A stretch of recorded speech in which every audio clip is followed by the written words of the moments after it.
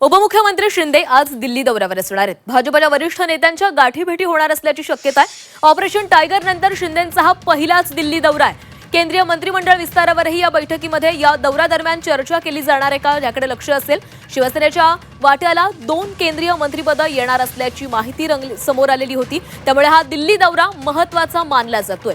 तर एकनाथ शिंदे हे दिल्ली दौऱ्यावर जाणार आहेत आणि या दौऱ्यादरम्यान भाजपच्या वरिष्ठ नेत्यांच्या गाठीभेटी होण्याची शक्यता आहे। सोबतच या दौऱ्यादरम्यान केंद्रीय मंत्रिमंडळासंदर्भातल्या विस्तारावर देखील चर्चा होऊ शकते। शिवसेनेला 2 केंद्रीय मंत्रिपदं मिळू शकतात अशी ही चर्चा आहे।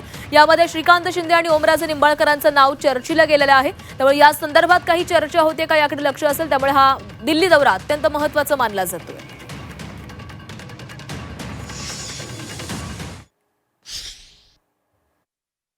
आमच्या सगळ्यांची शिवसैनिकांची भावना आहे की ह्या राज्यामध्ये कार्यक्षम लोकप्रिय खासदार म्हणून श्रीकांत शिंदे यांनी जवळजवळ 15 वर्ष काम केलेलं आहे। अतिशय चांगल्या पद्धतीचं काम करत असताना राज्यामध्ये आणि केंद्रामध्ये सुद्धा त्यांनी प्रतिनिधित्व विविध प्रकल्पांमध्ये राबवलेलं आहे आणि त्याचबरोबर आदरणीय पंतप्रधान नरेंद्र मोदी यांनी भारताचं प्रतिनिधित्व करायला त्यांना जगाच्या कानाकोपऱ्यामध्ये पाठवलं आणि एक डॉक्टर हुशार असलेला फक्त खासदार म्हणून नव्हे आणि एकनाथ शिंदे साहेबांचा मुलगा म्हणून नव्हे तर त्यांनी स्वतःची सिद्ध जी कृतीतून त्यांनी स्वतःमध्ये माझ्या काही गुण आहेत ते गुण त्यांनी सिद्ध करून दाखवलेले आहे। त्यामुळे आमच्या सगळ्या शिवसैनिकांची भावना आहे की त्यांना केंद्रामध्ये एक चांगलं मंत्रिपद त्यांना मिळावं, कारण त्यांच्या ज्या काही शक्यता आहे पंतप्रधान मुख्यमंत्री होण्याची त्यांची शक्यता आहे का त्यांच्या चिरंजीवांना करण्याची आहे। एवढ्या मोठ्या प्रमाणावर सत्ता त्यांच्याजवळ आहे,